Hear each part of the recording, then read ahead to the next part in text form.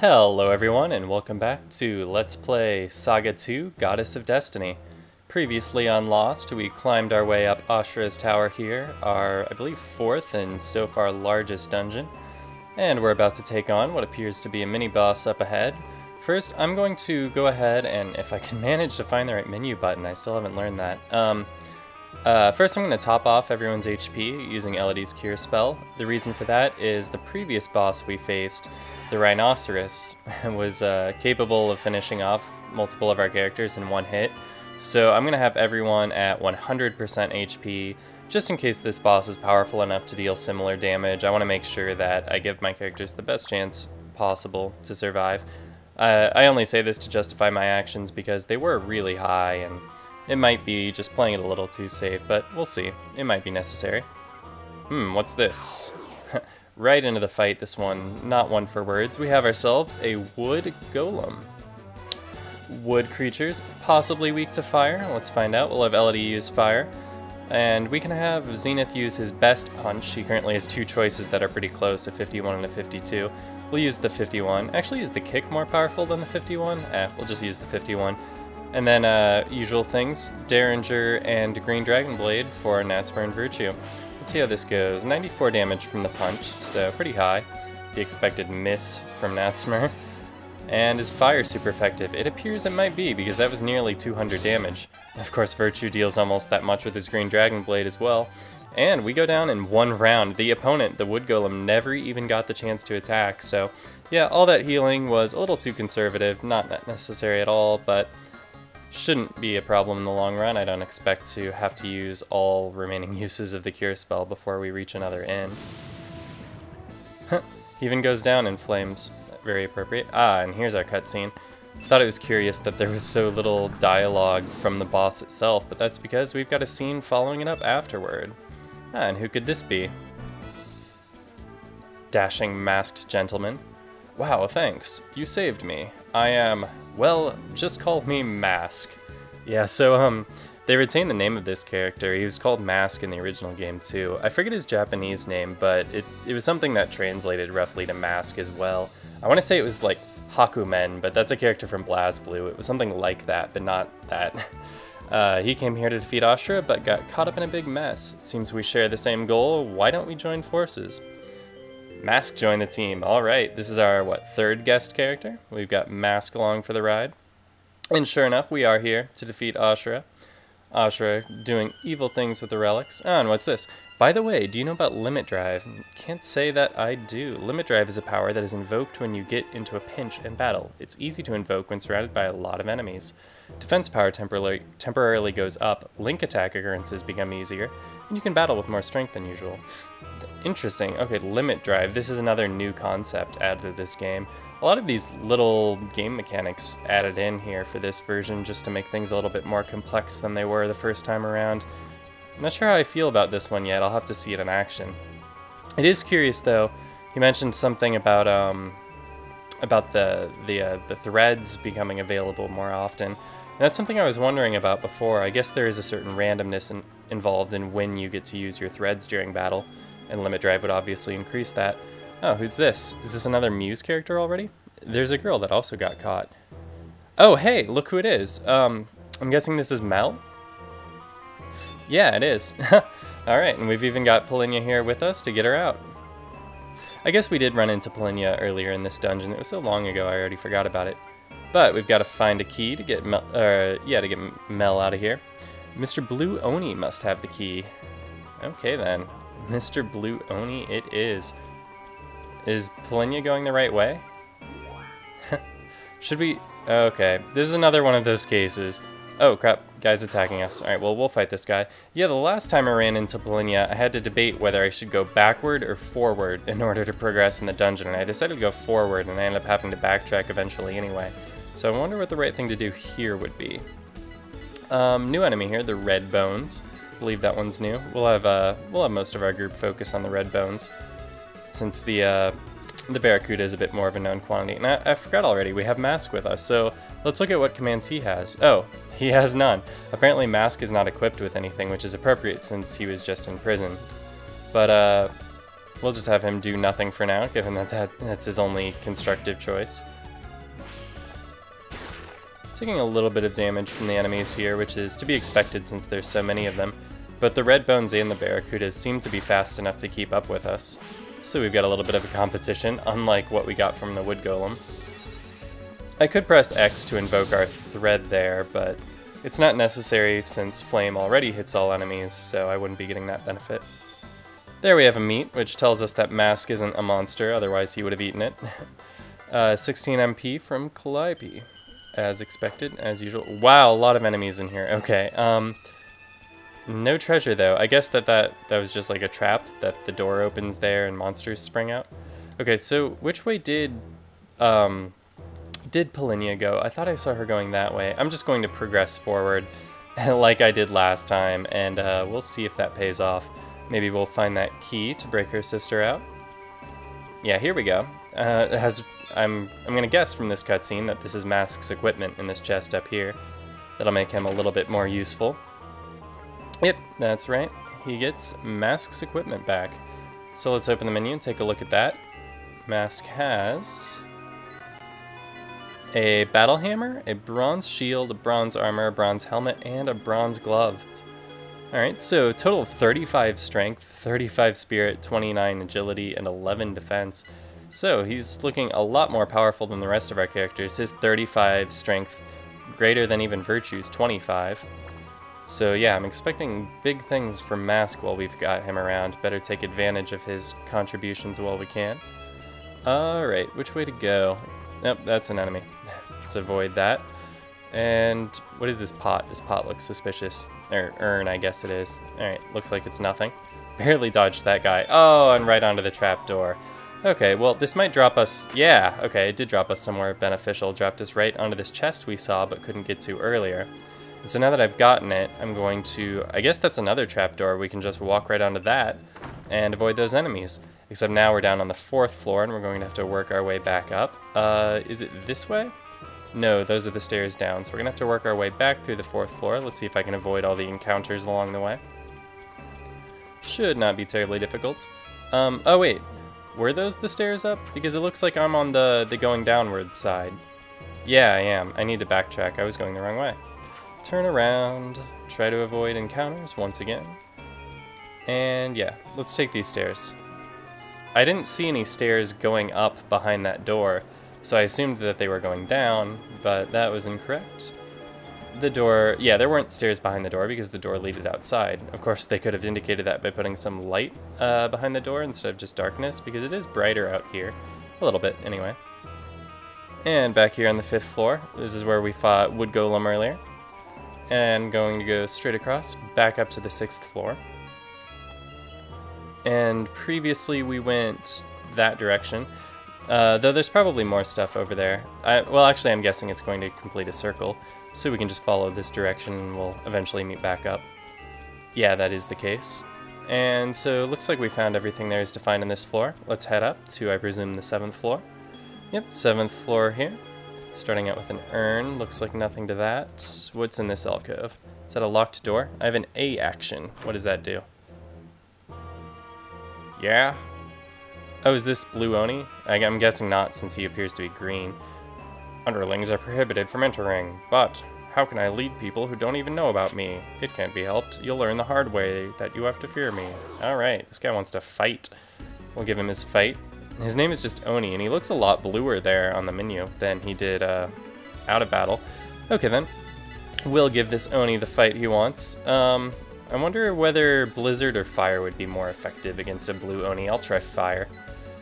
And let's see, Zenith, you can use your worst punch, and we'll just use regular stuff from everyone else. We see the 3rd character yet holding the battle hammer. It looks a lot more natural in Mask's hands than it did in Kai's, but still seeing a human hold that huge thing just seems so impractical. And wow, Mask finishes off the fight entirely on his own, taking that Oni to task. Didn't need any help from us. Jail key obtained. Okay, so we should be able to backtrack and free Mel now. Unless the key was just to the door behind us. It was called jail key, so I'm guessing that this is the key we need to free the muse. And let's see, I came from this direction, so we'll head down to the 6th floor. And then go all the way around, back to the stairs to the 5th floor. And that was where the prison was located. The cell block right below us. And we managed to make it without managed to make it without any encounters. Alright, so here's an exclamation mark, meaning we got a new scene here. We went and found the key. Yeah, but now Polinia's lost. Oh, nope, there she is. Okay, good. Reunited, and it feels so good. Any boo-boos? No, how about you, Polly? I like that, that Mel speaks musically. It's appropriate for a muse. Melmine.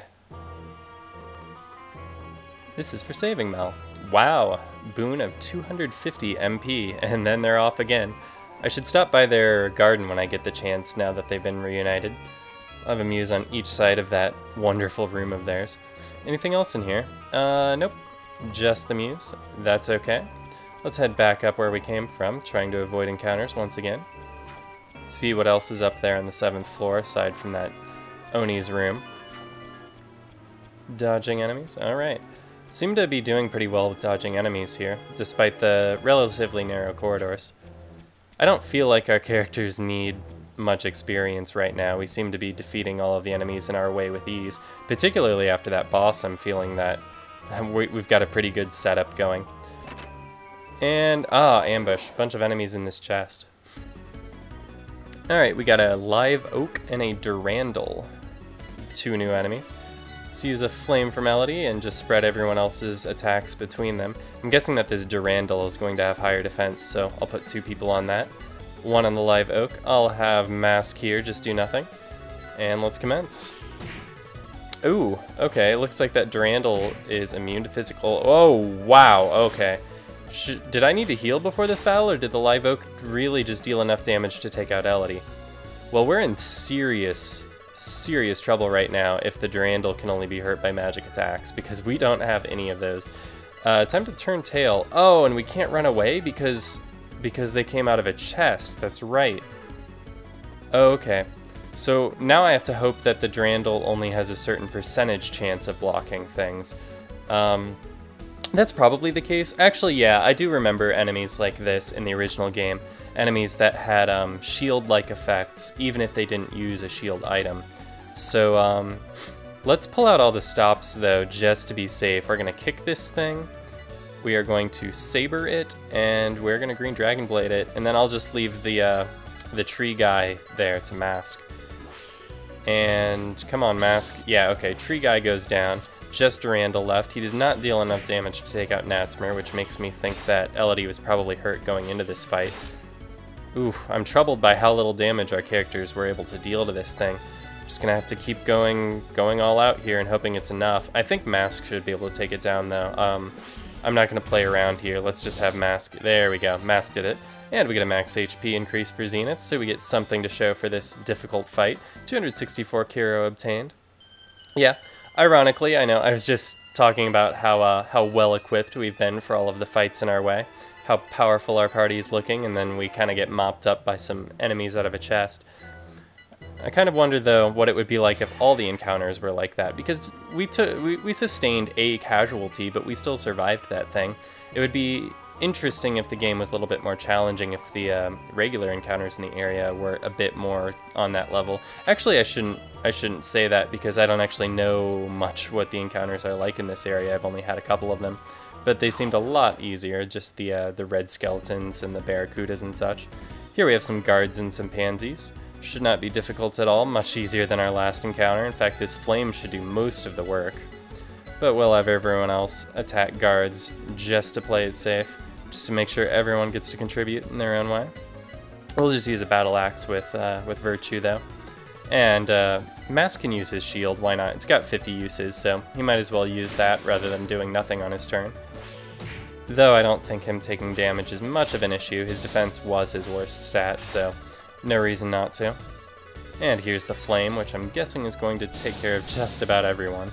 Yep, sure enough, no enemies remain standing after that. Max HP increase for Elodie and for Zenith, that's 2 fights in a row for him. And some bizarre pansy meat. And wow, a ton of Kiro and a bronze shield. 21 MP. I believe a bronze shield is what Virtue already has. He does still have a shield, right? Doesn't he? Yeah, and it is a bronze shield, so no upgrade there. Unless a bronze shield is better than bronze gloves, I suppose I can check on that. How do they compare? Alright, they're the same, so I guess I should be using the shield instead of the gloves, just because it is slightly more functional. Though I guess equipping that to Virtue reduced its uses, which made it less valuable to sell later on, so maybe I should have just stuck to his current equipment for that reason. Just in case money ever becomes an issue. We have a chest here. What's inside? A gold shield. Ah, right after we equip the bronze shield, we get a gold one. What a waste. Alright, well, we'll switch out one of Virtue's bronze shields for the gold one. That'll increase his defense by 4 points from 16 to 20. Getting really high there. That gives him by far the highest defense in our group, mask included. Alright, gonna turn around, go up those stairs to, what, the 8th floor now? The 9th? Yeah, the 9th floor. This is a tall, tall tower. Let's see, dodging some enemies here. Doesn't look like anything going on in this room, so we'll just continue to walk around. Going straight to the stairs? Sure, straight to the stairs. Nothing on the 9th floor of interest at all. Yeah, at least that I saw. And here we go. Mask says that it seems Ashura is on the next floor. Well, I am prepared for that challenge. And looks like some chests there. Oh no, we've been spotted. Okay. Let's see. Alright, so it looks like 4 chests on this floor, assuming it's symmetrical. I'm thinking this might be relics. Strength. Oh no, it's potions. Well, at least this chest contained a potion, a strength source. We'll be able to use that in a moment to increase one of our character's strength, but I want to see what else we've got here on the floor. A magic source, appropriately enough. And the remaining 2, perhaps a defense source and a speed source. It only seems appropriate. Nope, a gold helmet. And another green dragon blade. I'm happy for that. I'll take as many green dragon blades as they'll give me at this point in the game. Okay, so Virtue, instead of a long sword, we'll be taking that green dragon blade. Make that switch. That'll increase his strength from 25 to 29, in addition to giving him a second very, very powerful attack. And we also had, what was it? Was it gold gloves or gold helmet that we obtained? Gold helmet. Okay, so who needs the defense the most? Either Elodie or Zenith. And Elodie has lower HP than Zenith, so we'll switch out Elodie's bronze helmet for this gold one, giving her an increase of 2 defense. Not terribly dramatic. And now we have to decide how to spread out these sources. We had a strength source and a magic source. Well, obviously the magic source will go to Elodie. She has the most use for the spirit stat, so that'll increase by 3. And then the strength source is a bit of an odd one, because we can't use sources on robots, right? Right, okay. Virtue won't accept this strength source, and none of our other characters have any use for strength at the moment. Well, actually, that's not entirely true. Natsmer has some physical weapons, or some strength-based weapons, rather. Does she? No, actually, she doesn't. No, these are all agility. Even though special blades are melee weapons, they're agility-based and not strength-based. Same thing for the martial arts here. Well, martial arts are actually tech, which is referring to the fact that they grow more powerful as they're depleted. So neither of these characters, as far as I can tell, have use for strength. But I guess I'm more likely to use a strength-based weapon with Natsmer? Is that? Alright, well, I'm just going to use this on Natsmer. There you go. Her strength increases. I don't know if that's going to matter, but there's no use in keeping that around in my inventory since, as you can see, I'm already somewhat low on slots. And while we're here in the menu, let's go ahead and heal since it seems we have another boss encounter on the way. Might be a little bit premature since there are some enemies on this floor that are likely to attack us. But we're past most of them.